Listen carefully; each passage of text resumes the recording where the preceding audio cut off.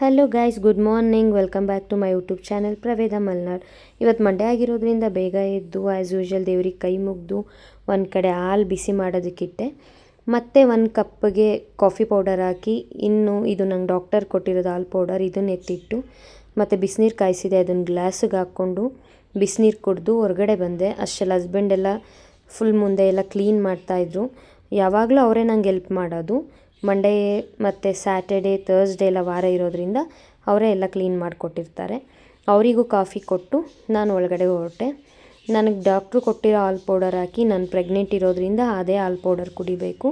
ಮತ್ತು ಬಾಗಿಲೆಲ್ಲ ತೊಳೆದು ಹೊರಗಡೆ ಕೆಲಸ ಎಲ್ಲ ಮುಗಿಸೋಣ ಅಂತ ಮುಗಿಸಿ ರಂಗೋಲಿ ಬಿಟ್ಟು, ಇವತ್ತು ವಾರ ಅಲ್ವಾ, ಸೊ ಹೊಸ್ಲೆಲ್ಲ ಕ್ಲೀನ್ ಮಾಡಿ ಅದಕ್ಕೆ ಅರಿಶಿನ ಕುಂಕುಮ ಇಟ್ಟು ರಂಗೋಲಿ ಬಿಟ್ಟು ಹೊಸ್ಲೆಲ್ಲ ಕ್ಲೀನ್ ಆಯಿತು.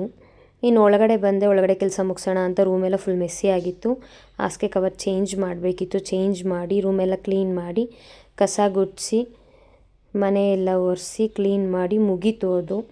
ಇನ್ನು ಅಡುಗೆ ಮನೆ ಕೆಲಸ ಮುಗಿಸೋಣ ಅಂತ ಬಂದೆ. ಫುಲ್ ಎಲ್ಲ ಗಲೀಜಾಗಿ ಹರಡ್ಕೊಂಡಿತ್ತು. ಅಡುಗೆ ಮನೆಯೂ ಕ್ಲೀನ್ ಮಾಡಿ ಪಾತ್ರೆ ಎಲ್ಲ ವಾಶ್ ಮಾಡಿಟ್ಟು ಅಡುಗೆ ಮನೆ ಕೆಲಸ ಮುಗಿಸಿ ಫ್ರೆಶ್ ಅಪ್ ಆಗೋಣ ಅಂತ ಹೊರಟೆ. ಇನ್ನು ಸ್ನಾನ ಮಾಡಿ ದೇವ್ರ ಪೂಜೆಗೆ ಹೂವು ಬೇಕಿತ್ತು.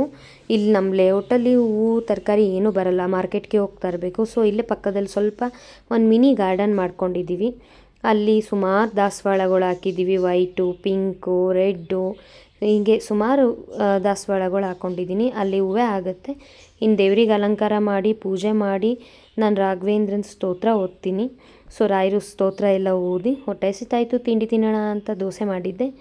ದೋಸೆ ಹಾಕಿ ಪ್ಲೇಟಿಗೆ ಹಾಕ್ಕೊಂಡು ತಿಂಡಿ ತಿಂದು ಇನ್ನು ಮಧ್ಯಾಹ್ನ ಫ್ಯಾಕ್ಟ್ರಿಗೆ ಹೊರಡಬೇಕು. ಸೊ ಅಡುಗೆ ಎಲ್ಲ ಮಾಡ್ಕೊಳ್ಳೋಣ ಅಂತ ಒಂದು ಕಡೆ ರೈಸಿಗಿಟ್ಟೆ, ಒಂದು ಕಡೆ ಸಾಂಬಾರಾಗಿತ್ತು. ತರಕಾರಿ ಸಾಂಬಾರು ಮಾಡಿ ಎಲ್ಲ ಬಾಕ್ಸಿಗೆ ಹಾಕಿ ಪ್ಯಾಕ್ ಮಾಡಿ ಫ್ಯಾಕ್ಟ್ರಿ ಕಡೆಗೆ ಹೊರಟೆ.